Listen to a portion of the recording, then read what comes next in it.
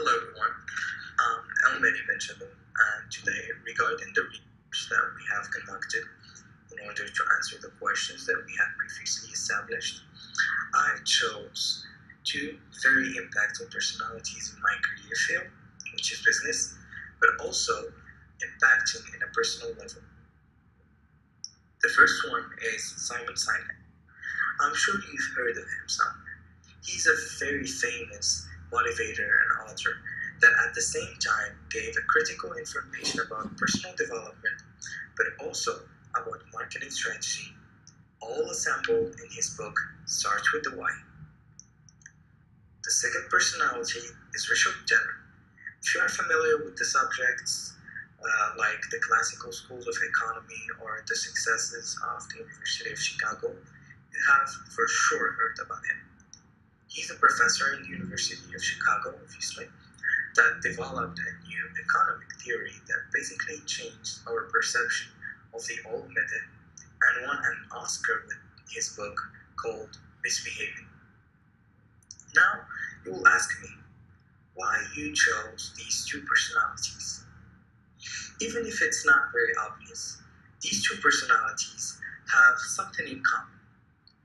Both their theories are developed around human behavior and needs invention. Let's start with Simon. His theories start with the why, developed in his book and also in a video available on TED and YouTube. Go check it out. Explains how important it is to have an objective or an ideology as a person, but also as a company. In the case of a company, it allows the customer to relate to the company not only as a non-living entity, but more as a leader that has a purpose. To understand more deeply his ideology, he compared how Apple, at the beginning of their careers, advertised their product and compared it to many other companies that were also operating at the same period.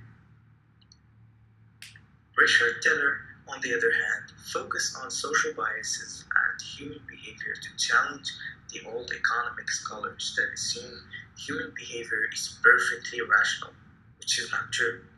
People are driven by something that is more complicated than rationality, which is emotion preferences or sometimes just common biases. To do the link with leadership and with all the materials that we have studied before, I learned that a leader is first a human and should be aware of it. Therefore, he or she needs to use empathy to understand others, collect the information, develop an ideology, create an environment that is beneficial for the followers, and finally, make sure to know the impact of his decision and their effect on his followers. Thank you for watching the video.